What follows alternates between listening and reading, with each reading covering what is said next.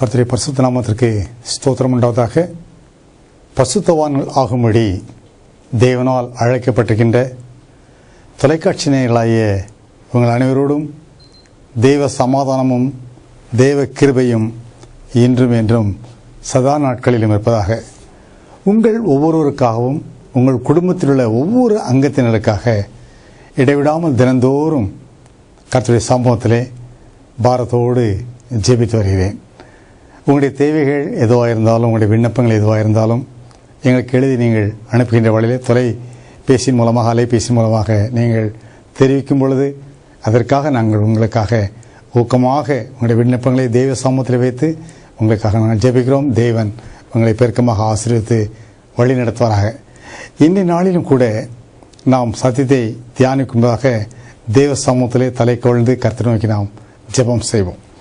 எங்களை நேசித்து வழிநடத்தும் எங்கள் பரிசுத்தமும் அன்பு நிறைந்த பரிசுத்தமுள்ள பரமபிதாவே, அப்பா, இந்த நாளில் நாங்கள் சிந்திக்க இருக்கிற அப்பாவுடைய வசனத்தை கர்த்தர் எங்களுக்கு ஆசீர்வதித்து தர வேண்டும் என்று எங்கள் கர்த்தரும் மீட்புறமாக இருக்கிற இயேசு கிறிஸ்துவினுடைய நல்லாமத்தில் எல்லாவற்றையும் மிகுந்த மன தாழ்மையோடு கெஞ்சுகிறோம். ஜெபம் கேளும் இரக்கம் நிறைந்த பரிசுத்தமுள்ள பரமபிதாவே, ஆமென். ஆமென்.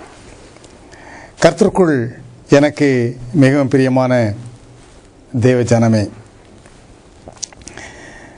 பரிசுத்த வேத புத்தகத்திலே தேவனுடைய ஜனங்கள் அநேக காரியங்களில் மிகவும் கவனமாக, விழிப்போடு, எச்சரிக்கையாக இருக்க வேண்டும் என்று எழுதப்பட்டிருக்கிறது. அவைகளில் நாம் ஒரு காரியத்தை குறித்து இன்றைக்கு தேவ ஒத்தாசையோடு சிந்திப்போம். நமது கர்த்தராகிய இயேசு கிறிஸ்து அவர்கள் மலை பிரசங்கத்திலே பேசும்பொழுது அவர்கள் சொன்னார்கள், கள்ள தீர்க்கதரிசிகளுக்கு எச்சரிக்கையாய் இருங்கள் என்று அவர்கள் கூறியதாக நற்செய்தி நூலிலே எழுதியிருக்கிறது.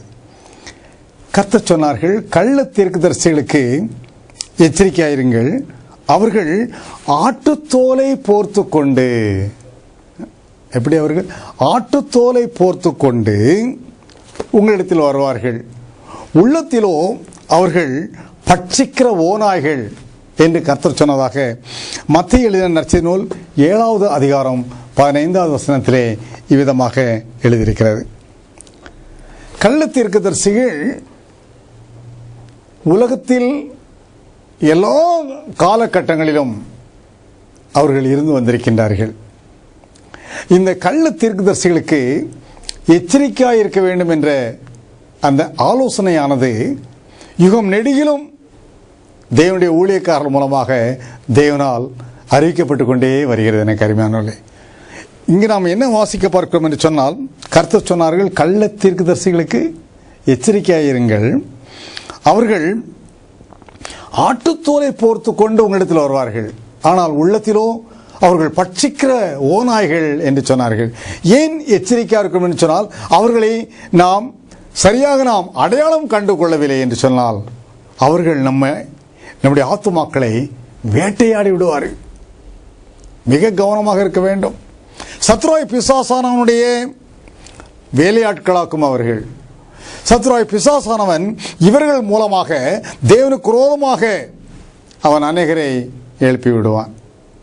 ஆம், எனக்கு அருமையான தேவஜனமே, ஆட்டுத்தோலை போர்த்து கொண்டு வருவார்கள் என்று சொன்னால் அதற்கு என்ன பொருள் என்பதை நாம் அறிந்து கொள்ள வேண்டும் என்று சொன்னால், பவுல் அப்போஸ்தலர் அவர்கள் கொரிந்து திருச்சபைக்கு அவர்கள் எழுதின 2வது நிருபம் 11ஆம் அதிகாரத்திலே இந்த ஆட்டுத்தோலை போர்த்து கொண்டு வருவது என்ன என்பதற்கு சற்று அவர்கள் அருமையான விளக்கத்தை அங்கு கொடுப்பதை நாம் பார்க்க முடிகிறது. நான் வாசிக்கிறேன், கேளுங்கள். அப்படிப்பட்டவர்கள் கள்ள அப்போஸ்தலர்கள், கபடம் உள்ள வேலையாட்கள், கிறிஸ்துனுடைய அப்போஸ்தலரின் வேஷத்தை தரித்து கொண்டலாயிருப்பார்கள். அவர்கள் கிறிஸ்துவின் அப்போஸ்தலருடைய வேஷத்தை தரித்திருக்கிறார்கள். அதைத்தான் ஆட்டுத்தோலை போர்த்து கொண்டு வருகிறவர்கள் என்று கர்த்தர் சொன்னார்கள். ஓநாய் என்று வெளிப்படையாக தெரிந்தால் எல்லோரும் அதுக்கு விலகி நடந்து கொள்வார்கள் அல்லவா? ஆகவேதான் இந்த பட்சிக்கிற ஓநாய்களாக உள்ளத்திலே இருக்கிற இவர்கள் ஆட்டுத்தோலை போர்த்து கொண்டு, அதாவது கர்த்தராகிய இயேசு கிறிஸ்துவினுடைய உண்மையான ஊழியக்காரர்களை போல ஒரு வேஷம் போட்டுக்கொண்டு வருவார்கள். கள்ள அவர்கள் அப்போஸ்தலர்கள், கபடம் உள்ள வேலையாட்கள் என்று பவுல் அப்போஸ்தலன் கொரிந்து திருச்சபைகளின் அந்த 2வது நிருபத்திலே அவர் எழுதுகிறார். மேலும் பவுலார் எழுதுகிறார் என்னவென்று சொன்னால், அது ஆச்சரியமல்ல, சாத்தானும் ஒளியின் தூதனுடைய வேஷத்தை தரித்துக் கொள்வானே, ஆகையால் அவனுடைய ஊழியக்காரரும் நீதியின் ஊழியக்காரருடைய வேஷத்தை தரித்துக் கொண்டால் அது ஆச்சரியமல்லவே. சாத்தான் கூட என்ன செய்வானா? ஒளியின் தூதனுடைய வேஷத்தை அவன் தரித்துக் கொள்வானாம். சாத்தான் ஒளியின் தூதனுடைய வேஷத்தை தரித்துக் கொள்ளும் பொழுது அவனுடைய வேலையாட்கள் கிறிஸ்துவனுடைய ஊழியக்காரன் வேஷத்தை தரித்துக் கொள்வது ஆச்சரியமில்லை அல்லவா? அவர் சொல்லுகிறார் பாருங்கள். ஆகையால் அவனுடைய ஊழியக்காரரும், யாருடைய ஊழியக்காரரும்? சாத்தானுடைய ஊழியக்காரரும் நீதியின் ஊழியக்காரரின் வேஷத்தை தரித்துக் கொண்டால் அது ஆச்சரியமல்லவே. அவர்கள் முடிவு அவர்கள் கிரியைக்கு தக்கதாக இருக்கும் என்று 2 கொரிந்தியர் 11ஆம் அதிகாரம் 13 முதல் 15 வசனங்களிலே பவுல் அப்போஸ்தலன் இவ்விதமாக அவர் எழுதியிருக்கிறார். கர்த்தருக்குள் எனக்கு மிக பிரியமானவர்களே, நாம் நம்முடைய ஆவிக்குரிய வாழ்க்கையில் நாம் கெட்டு போகாமல் இருப்பதற்காக, நாம் நித்திய ஜீவனை சுதந்திரித்துக் கொள்ள வேண்டும் என்று சொன்னால், நாம் ஒரு காரியத்தில் மிக கவனமாக இருக்க வேண்டும் என்று சொன்னால், இந்த கள்ள தீர்க்கதரிசிகளுக்கும் அந்த கள்ள தீர்க்க உபதேசத்திற்கும் நம்மை எச்சரிக்கையாக காத்துக்கொள்ள வேண்டும். கர்த்தருக்குள் எனக்கு மிகவும் பிரியமான தேவ ஜனமே, அவருடைய பேச்சு, அவருடைய செயல்கள் எல்லாவற்றையும் பார்க்கும் பொழுது ஒரு ஆட்டுக்குட்டியை போல சாந்தமாக, கனிவாக, அன்றைக்கு சத்ருவாய் பிசாசானவன் அந்த சர்பத்துக்குள்ளே இருந்து கொண்டு ஏவாளை பார்த்து எவ்வளவு இனிமையாக ஈவ் ஈவ் என்று அன்போடு அவனை அழைத்தான், பாவம் செய்ய வைப்பதற்காக. அந்த சத்ருவாய் பிசாசானவன் அவனுடைய ஆட்கள் மூலமாக பரலோகத்திற்கு செல்ல வேண்டும் என்றிருக்கின்ற தேவனுடைய பிள்ளைகளை ஏமாற்றி வஞ்சித்து தவறான உபதேசங்களை அவர்களுக்கு கொடுத்து அவர்களை கெடுத்து போடுவதற்கு வகை தேடி சுற்றித் திரிகிறான் இந்த உலகத்திலே. ஆகவே கர்த்தர் சொன்னார்கள், கள்ள தீர்க்கதரிசிகளுக்கு எச்சரிக்கையாயிருங்கள். கர்த்தருக்குள் எனக்கு மிகவும் பிரியமான தேவ ஜனமே, வேத வசனம் இந்த கள்ள தீர்க்கதரிசிகளை பற்றி ஏராளமான இடங்களிலே மிகவும் கடுமையாக பேசுகிறது. கர்த்தரே அவர்களை குறித்து மிகவும் கடுமையாக எச்சரித்து பேசுகிறார். கிறிஸ்துக்குள் பிரியமானவர்களே, இந்த கள்ள தீர்க்கதரிசிகளை நாம் எப்படி அடையாளம் கண்டு கொள்ளலாம் என்றால், வேத வசனம் சொல்கிறது எனக்கு அருமையானவர்களே, வேதத்தையும் சாட்சியாகமத்தையும் கவனிக்க வேண்டும். இந்த வார்த்தையின்படியே சொல்லாவிட்டால் அவர்களுக்கு விடியற காலத்து வெளிச்சம் இல்லை என்பதாக ஏசாயா தீர்க்கதரிசன புஸ்தகம் 8வது அதிகாரம் 20வது வசனத்திலே இவ்விதமாக எழுதியிருக்கிறது. அங்கே என்ன எழுதப்பட்டிருக்கிறது? வேதத்தையும் சாட்சியாமத்தையும் கவனிக்க வேண்டும். இந்த வேதத்தையும் சாட்சியாமத்தை வைத்து ஒருவன் போதிக்காவிட்டால் அவன் கள்ள தீர்க்கதரிசி. வேதம் என்றால் என்ன, சாட்சியாகம் என்றால் என்ன என்பது நீங்கள் வேதாமத்திலே கவனமாக அதை ஆவியானுடைய ஒத்தாசையோடு நீங்கள் வாசித்து சிந்தித்து பார்த்தால், மூல பாஷையிலேயும் அந்த மூல பாஷையிலிருந்து மொழிபெயர்க்கப்பட்டு எழுதப்பட்டுள்ள ஆங்கில வேதாமத்திலேயும் நீங்கள் கவனமாக வாசித்து பார்க்கின்ற வேளையிலே, தமிழ் வேதாமத்தில் எங்கெல்லாம் வேதம் வேதம் என்ற பதம் வருகிறதோ அந்த இடத்தை நீங்கள் மூல பாஷையிலேயும் ஆங்கில வேதாமத்திலே நீங்கள் பார்த்தால் அங்கெல்லாம் லா, கற்பனை, சட்டம் என்று அங்கு எழுதப்பட்டிருப்பதை நீங்கள் பார்க்க முடியும். ஆகவே வேதம் என்றால் என்ன? தேவனால் கொடுக்கப்பட்ட அவருடைய 10 கற்பனை. சாட்சியாகம் என்றால் என்ன? அந்த 10 கற்பனையை ஒருவன் மதித்து ஆண்டவருக்கு கீழ்ப்படிந்து அவருடைய வார்த்தைக்கு கீழ்ப்படிந்து அதன்படி நடந்ததினால் அவர்கள் பெற்ற அந்த மேலான மகிமைகளையும், அந்த 10 கற்பனையை மீறி நடப்பதனால் ஒருவனுக்கு ஏற்பட்ட வேதனைகள், கஷ்டங்கள், அடைந்த துன்பங்கள், ஆக்கினைகளையும் குறித்து சொல்லப்படுகிற மற்ற சாட்சியாகங்கள், இவைகளை கொண்டு ஒருவன் போதிக்க வேண்டும். இந்த கற்பனையையும் இந்த சாட்சியாமத்தையும் கொண்டு, இந்த வேதத்தையும் இந்த சாட்சியாமத்தை வைத்து ஒருவன் போதிக்காவிட்டால் புரிந்து கொள்ள வேண்டியது அவன் கள்ள தீர்க்கதரிசி. வேதம் சொல்கிறது, ஏசாயா 8:20 நீங்கள் நன்கு வாசித்து பாருங்கள். வேதத்தையும் சாட்சாமத்தையும் கவனிக்க வேண்டும். இந்த வார்த்தையின்படியே ஒருவன் சொல்லாவிட்டால் அவனிடத்தில் வெள்ளியற்காலத்து வெளிச்சமில்லை, விடியற்காலத்து வெளிச்சமில்லை. விடியற்காலத்து வெளிச்சம் என்று யாரை குறிக்கிறது என்று சொன்னால், விடியற்காலத்து வெளிச்சம், அதிகாலையின் அந்த விடிவெள்ளி, இதெல்லாம் யாரை பற்றி பேசுகிறது? கர்த்தர் இயேசு கிறிஸ்து தான் அந்த விடியற்காலத்து வெளிச்சம், விடிவெள்ளி நட்சத்திரம் என்றெல்லாம் அவரை பற்றி பேசியிருக்கிறது. ஆகவே யார் ஒருவன் தேவனுடைய கற்பனைகளையும் வேதத்தையும் சாட்சாமத்தை கொண்டு ஒருவன் போதிக்கவில்லையோ அவரிடத்திலே யார் இல்லை என்றால் கர்த்தர் இயேசு கிறிஸ்து அங்கே இல்லை. அப்படின்னாலும் இயேசு கிறிஸ்து என்றால் வேறு யார் இருப்பார்? சத்ராய் பிசாசானன் இருப்பான். ஆகவே இந்த உலகத்திலே தேவனுடைய ஊழியக்காரர்கள், இன்னொன்று சாத்தானுடைய ஊழியக்காரர்கள். இந்த சாத்தானுடைய ஊழியக்காரர்கள், அவளை பற்றி பவுலார் கொரிந்து திருச்சபைகளில் அந்த 2ஆம் நிருபத்தில் எழுதுகிறார். அவர்கள், இந்த சாத்தானுடைய ஊழியக்காரர்கள் தேவனுடைய நீதியின் ஊழியக்காரருடைய வேஷத்தை தரித்துக் கொண்டு உலகத்திலே செயல்படுவார்கள். அவர்களுக்கு நீங்கள் எச்சரிக்கையாயிருங்கள். அதைத்தான் கர்த்தர் சொன்னார்கள். சாத்தான் அவருடைய வேலையாட்கள் எப்படி இருப்பார்கள் என்று சொன்னால், அவர்கள் ஆட்டுத்தோலை போர்த்து கொண்டு வருகிற ஓநாய் கூட்டங்கள். வெளியே பார்த்தால் ஆட்டுத்தோல், உள்ளத்திலோ அவர்கள் பட்சிக்கிற ஓநாய்கள். ஆகவே நீங்கள் அந்த கள்ள தீர்க்கதரிசிகளுக்கு எச்சரிக்கையாயிருங்கள் என்பதாக வேத புத்தகத்திலே எழுதப்பட்டிருக்கிறது. என கரிமான தேவஜனமே, கர்த்தருக்குள் எனக்கு மிகவும் பிரியமான தேவஜனமே, இந்த கள்ள தீர்சலை பற்றி வேதம் சொல்லும் பொழுது, இந்த கள்ள தீர்சலை என்ன செய்வார்களாம்? ஒரு சில வேத வசனங்களை எடுத்துக்கொள்வார்கள். எல்லா வேத வசனத்தை வைத்து அவர்கள் போதிப்பதில்லை. ஒரு சில வேத வசனம் எடுத்துக்கொண்டு அதோடு சில கட்டுக்கதைகளையும் கலந்து அவர்கள் போதிப்பார்கள்.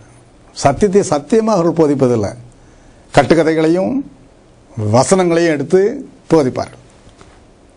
சாத்தான் அவருடைய தலைவன், அந்த சாத்தான் அப்படித்தானே ஏதேன் தோட்டத்திலே அவன் பேசினான். உண்மையும் சொன்னான், பொய்யையும் கலந்து சொன்னான்.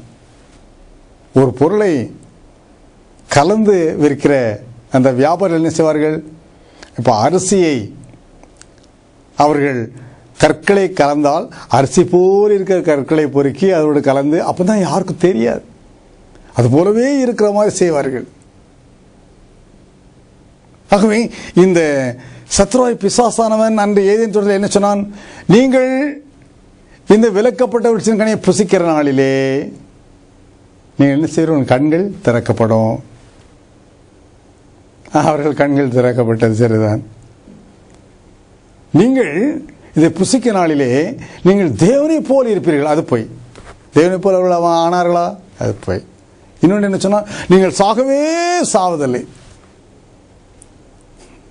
கர்த்தருக்குள் பிரியமானவர்களே, அவருடைய ஊழியக்காரர்களும் கொஞ்சம் உண்மையையும் பொய்யையும் கலந்து அவர்கள் போதிப்பார்கள் என்று வேதவசனமானது சுட்டி காட்டுகிறது. கர்த்தருக்குள் எனக்கு மிகவும் பிரியமான தேவஜனமே, அப்போஸ்தலனாகிய பேதுரு அப்போஸ்தலன் பேசும் பொழுது, அவர் எழுதும் பொழுது நிருபத்திலே அவர் எழுதுகிறார். 1 பேரு 4ஆம் அதிகாரம் 11ஆம் வசனத்திலே, ஒருவன் போதித்தால் தேவனுடைய வாக்கியங்களுடைய போதை கடவன். எப்படி போதிக்கணும்? தேவனுடைய வாக்கியங்களுடைய போதிக்கணும். ஒன்று கூட்டியோ குறைத்தோ பேசக்கூடாது. தேவனுடைய வாக்கியங்களுடைய போதிக்க கடவன் என்று சொல்கிறார். சிலர் சொல்கிறார்கள், இல்லை அது ஆண்டுடைய வார்த்தையானது, அது அப்படியும் பேசும் இப்படியும் பேசும் என்று சொல்கிறார்கள். எப்படி பேசுமா? அது அவர்களுக்கும் சாதகமாக பேசுமா, இவர்களுக்கும் சாதகமாக பேசுமா? அதுக்கு அவர்கள் வசனம் சொல்வார்கள். அந்த வசனத்தை நான் உங்களுக்கு எடுத்து சொல்கிறேன். எபிரேயர்களின் நிருபம் 4ஆம் அதிகாரத்தில் 12ஆம் வசனத்தை தான் அவர்கள் சொல்வார்கள். நான் அதை உங்களுக்கு தெளிவாக விளக்கி சொல்கிறேன், கவனித்து பாருங்கள். எபிரேயர்களின் நிருபம் 4ஆம் அதிகாரம் 12ஆம் வசனம் என்ன எழுதியிருக்கிறேன்னு கவனிக்க வேண்டும். தேவனுடைய வார்த்தையானது ஜீவனும் வல்லமையும் உள்ளதாயும் இருபுறமும் கருக்குள்ள, அவர்கள் என்ன சொல்வார்கள்? வேத புத்தகமானது, வேத வசனமானது இருபுறமும் கருக்குள்ள பட்டயம் என்று சொல்வார்கள். இருபுறமும் கருக்குள்ள பட்டயம் என்று சொல்வார்கள். ஆனால் அப்படியே எழுதியிருக்கிறது, கவனியுங்கள். தேவனுடைய வார்த்தையானது ஜீவனும் வல்லமையும் உள்ளதாயும் இருபுறமும் கருக்குள்ள, எந்த பட்டயத்திலும் கருக்கானதாயும். பார்த்தீர்களா? இருவரும் கருக்குள்ள பட்டயம் என்ற வேதத்திலே ஒரு இடத்திலும் எழுதப்படவில்லை. அப்படி இருந்தால் எனக்கு நீங்கள் தெரியப்படுத்துங்கள். வசனத்தை நீங்கள் மேற்கோள் காட்டி எனக்கு தெரியப்படுத்துங்கள். வேத வசனமானது இருபுறமும் கருக்குள்ள பட்டயம் என்று ஒரு இடத்திலும் சொல்லப்படவில்லை. ஆனால் என்ன சொல்லப்பட்டிருக்கிறது என்றால், இருபுறமும் கருக்குள்ள பட்டயம் தான் உலகத்தில் ஒரு பயங்கரமான ஒரு ஆயுதம். ஆனால் அதை விட அந்த இருபுறமும் கருக்குள்ள எந்த பட்டயத்திலும் கருக்கானதாயும், கவனியுங்கள், இனிமேல் எழுதப்பட்டதை பாருங்கள், ஆத்துமாவையும் ஆவியையும் கணுக்களையும் ஊனையும் பிரிக்கத்தக்கதாக உருவ குத்துகிறதாயும் இருதயத்தின் நினைவுகளையும் யோசனைகளையும் வகை அறுக்கிறதாயும் இருக்கிறது. ஆண்டுடைய வசனம் எப்படி இருக்குமா? கணுக்களை ஊனை என்ன செய்யும்? அது பிரிக்கத்தக்கதாக. கணு என்றால் என்ன உங்களுக்கு தெரியும் அல்லவா? பெரியவர்களுக்கு தெரியும். மரத்திலே மரம் வளர்ந்து கொண்டே போகும். அதிலே ஒரு பகுதியிலே ஒரு கொஞ்சம் முரடாக உருண்டையாக தெல்லறை இருக்கும் பார்த்துக்காங்க. மற்றதெல்லாம் வெட்டி விடலாம். அந்த பகுதியை உடைக்கணும்னு சொன்னால் அதற்கு உளியை வைத்து சம்மட்டை வைத்து உடைக்க வேண்டும். அப்படி உடைத்தால் தான் ரெண்டாக பிளக்கும். அதுபோல இப்படிப்பட்ட இந்த கணு போன்ற கடினமான பகுதிகளையும் ஊனையும் அது பிரிக்கத்தக்கதாக, இதயத்தின் நினைவுகளை வகையறுக்கத்தக்கதாக, எது சரி எது தவறு என்று சொல்லும். இந்த பக்கமும் அந்த பக்கமும் வேதவசனம் ஒரு காலம் பேசுவது கிடையாது. இவர்களுக்கு சாதமாக அவர்களுக்கு சாதமாக அப்படி ஒரு காலம் வேதவசனம் சொல்வதில்லை. எது சரி எது தவறு என்பதை சரியாக பிரித்து காட்டும். ஆனால் அவர்கள் சொல்வார்கள் இருவரும் கருக்குள்ள பட்டயம் என்று சொல்வார்கள். பொய். அப்படி வேதத்தில் எழுதப்படவே இல்லை. ஒரு இடத்திலும் எழுதப்படவில்லை. இருபுறமும் கருக்குள்ள எந்த பட்டயத்திலும் அதிக கருக்கானது ஊனையும் கணுக்களையும் ஆத்மா உருவ குத்த பிரிக்கத்தக்கதாக, வகை அறுக்கத்தக்கதாக, எது சரி எது தவறு என்று வகை அறுக்கத்தக்கதாக அது அவ்வளவு கூறுள்ள ஒரு ஆயுதத்தை போன்று இருக்கிறது. இது சரி இது தவறு என்று மிக அழகாக வேதவசனம் கூறுமே தவிர, நல்லவனுக்கு சாதகமாகவும் தீயவனுக்கு சாதகமாகவும், நல்லவனுக்கு சாதமாகவும் கெட்டவனுக்கு அவனுடைய பேச்சுக்கு சாதமாகவும், பொய்யனுக்கும் நல்லவனுக்கும் சாதமாக ஒரு காலம் பேசாது வேதவசனம். ஒரு காலம் பேசாது, ஒரு காலம் சொல்வதில்லை. அப்படி சொல்வதாக ஒரு வசனத்தை கூட நீங்கள் வேதாமத்திலே இந்த 66 புஸ்தகங்களிலும் உங்களால் எடுத்துக்காட்ட முடியவே முடியாது. எனக்கு அருமையான தேவஜனமே, கர்த்தருக்குள் எனக்கு மிகவும் பிரியமான தேவஜனமே, வேதத்தையும் சாட்சியாமத்தையும் கவனிக்க வேண்டும் என்று இங்கு நாம் வாசிக்க பார்க்கிறோம். கர்த்தருக்குள் எனக்கு மிகவும் பிரியமானவர்களே, கர்த்தருடைய ஊழியக்காரனாகிய பவுல் அப்போஸ்தலன் அவர் தீமோத்தேயுவுக்கு பவுல் அப்போஸ்தலன் அவர் எழுதின 2வது நிருபத்திலே அவர் எழுதுகிறார். வாசிக்கிறேன், கேளுங்கள். சமயம் வாய்த்தாலும் வாய்க்காவிட்டாலும் ஜாக்கிரதையாய் திருவசனத்தை பிரசங்கம் பண்ணு. எல்லா நீடிய சாந்தத்தோடும் கண்டனம் பண்ணி கடிந்து கொண்டு புத்தி சொல்லு. ஏன் என்றால் அதுக்கு சொல்கிறார், ஏனென்றால் அவர்கள் ஆரோக்கியமான உபதேசத்தை பொறுக்க மனதில்லாமல் செவி தின உள்ளவர்களாகி தங்கள் சுய இச்சைகளுக்கு ஏற்ற போதகர்களை தங்களுக்கு திரளாக சேர்த்து கொண்டு சத்தியத்திற்கு செவியை விலக்கி கட்டுக்கதைகளுக்கு சாய்ந்து போகும் காலம் வரும். 2 தீமோத்தேயு 4ஆம் அதிகாரம் 2 முதல் 4 வசனத்தில் எழுதியிருக்கார். அப்படி எழுதியிருக்கிறார் அவர். எனக்கு அறிவான தேவஜனம் என்ன சொல்கிறார்? கடைசி நாட்களில் எந்த நிலைமை இந்த உலகத்தில் இருக்கும் என்று சொன்னால், சத்தியத்திற்கு செவியை விலக்கி கட்டுக்கதைகளுக்கு சாய்ந்து போகும் காலம் வரும் என்றால், அந்நாட்களில் திரளான மக்கள் தங்கள் சுய இச்சைகளுக்கு ஏற்ற போதர்களை திரளாக சேர்த்துக்கொண்டு, அந்த கூட்டம் ஒரு பெரும் கூட்டமாக இருக்கும். கள்ள தீர்க்கதரிசிகளுடைய கூட்டம். அவர்களை திரளாக சேர்த்துக்கொண்டு சத்தியத்திற்கு செவியை விலக்கி கட்டுக்கதைகளுக்கு சாய்ந்து போகும் காலம் வரும் என்று சொன்னார். 1ஆம் நூற்றாண்டிலே சொன்னார். இந்த 21ஆம் நூற்றாண்டிலே பாருங்கள் எவ்வளவு பயங்கரம். கர்த்தருக்குள் எனக்கு மிகவும் பிரியமான தேவஜனமே, கட்டுக்கதைகளை இந்த கள்ள தீர்க்கதரிசிகள் போதிப்பார்கள். அவர்கள் கட்டுக்கதைகளை திருவசனத்துடன் கலந்து அவர்கள் போதிப்பார்கள். அவர்களுக்கு நாம் எச்சரிக்கையாக இருக்க வேண்டும் என்று வேதவசனம் கூறுகிறது. நமது கர்த்தராகிய இயேசு கிறிஸ்து ஒலிவ மலையின் மேல் அவர் அமர்ந்திருக்கும் பொழுது அவர்கள் தம்மை சூழ்ந்திருந்த மக்களிடத்திலே அவர்கள் சொன்னார்கள், உலக முடிவின் கடைசி நாட்களிலே அநேக கள்ள தீர்க்கதரிசிகளும் எழும்பி அநேகரை வஞ்சிப்பார்கள் என்றும், கள்ள தீர்க்கதரிசிகள் எழும்பி கூடுமானால் தெரிந்து கொள்ளப்பட்டவர்களையும் வஞ்சிக்கத்தக்கதாக பெரிய அடையாளங்களையும் அற்புதங்களையும் செய்வார்கள் என்று மத்திய 24 வசனத்தில் எழுதியிருக்கிறது. கர்த்தர் சொன்னார்கள், இந்த கள்ள தீர்க்கதரிசிகள் அவர்கள் பெரிய அடையாளங்களையும் அற்புதங்களையும் கூட செய்வார்கள். எதற்காக? கூடுமானால் தெரிந்து கொள்ளப்பட்டவர்களையும் வஞ்சிக்கத்தக்கதாக. அவர்கள் பெரிய அற்புதங்கள், வானத்திலிருந்து அக்கினி இறங்கத்தக்கதாக கூட அற்புதங்களை நடத்துவார்கள்.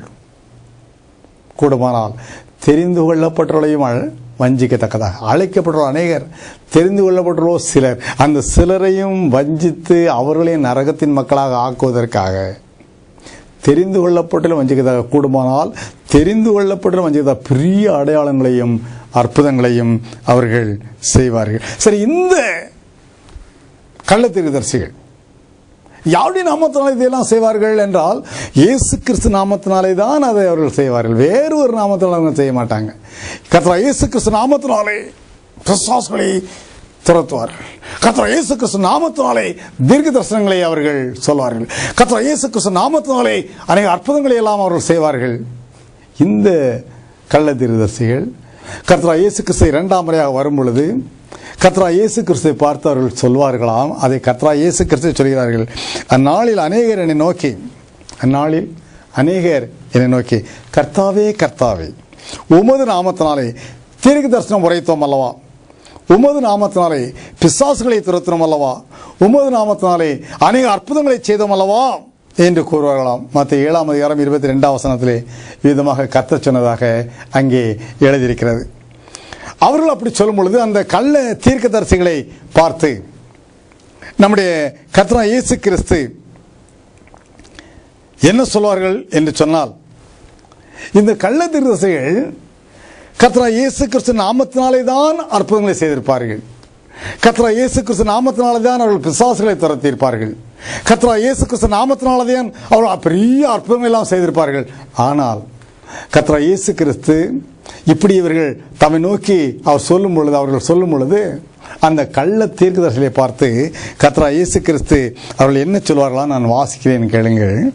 அப்பொழுது கர்த்தர் சொல்கிறார்கள், அப்பொழுது நான் ஒரு காலம் உங்களை அறியவில்லை, அக்கிரம செய்கைக்காரரே என்னை விட்டு அகன்று போங்கள் என்று அவர்களுக்கு சொல்வேன் என்று கர்த்தர் சொன்னதாக மத்தேயு 7:23 வசனத்திலே எழுதியிருக்கிறது. அவர்களை ஆண்டவர் என்ன சொல்வார்?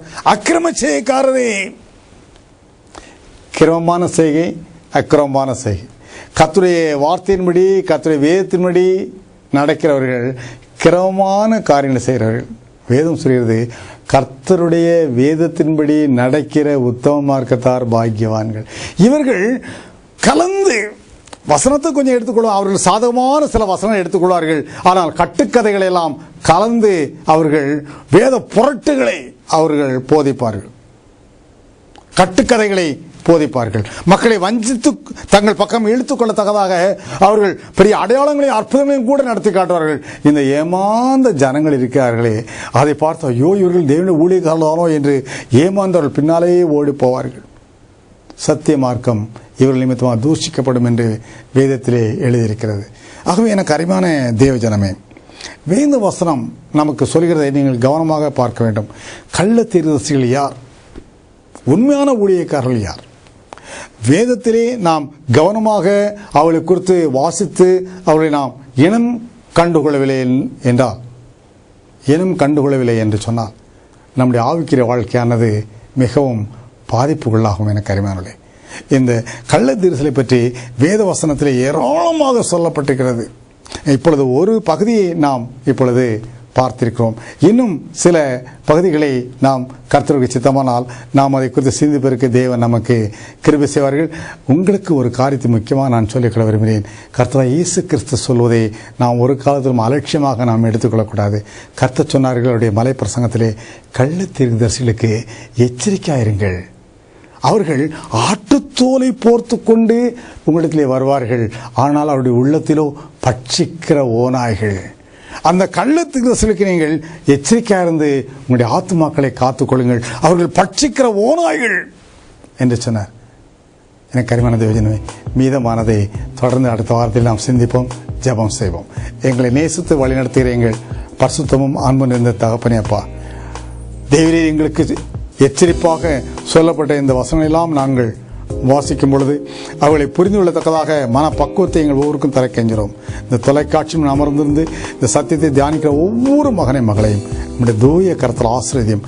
அவர்களுக்கு உண்மையான சத்தியங்களை புரிந்து கொள்ளத்தக்கதான அந்த மனப்பக்குவத்தை கொடுத்து தூய ஆவியானவர் அவர்களை ஆட்கொண்டு வழி நடத்தவும், அவர்கள் தீமைக்கு விலகி தங்களை காப்பாற்றிக் கொள்ளவும். தகப்பன், இந்த வஞ்சகமான கூட்டத்திலிருந்து அவர்களில் தங்களை காத்துக் கொள்ளத்தக்கதாக பரலோகத்தின் தேவன் தாமே அவர்களுக்கு பரலோகத்திலிருந்து எல்லா சமானத்தையும் எல்லா சத்திய வசனங்களையும் எல்லா கிருபைகளையும் அவர்களுக்கு அளிக்க வேண்டும் என்று மீட்பர் நாமத்தில் மனத்தாழ்மையோடு கெஞ்சிரும். ஜெபங்களும் இறக்க நிறைந்த பரிசுத்தமுள்ள பரமபிதாவே, ஆமென். ஆமென். கர்த்தர் தாமே உங்களோடு கூட இருப்பாராக. ஆமென்.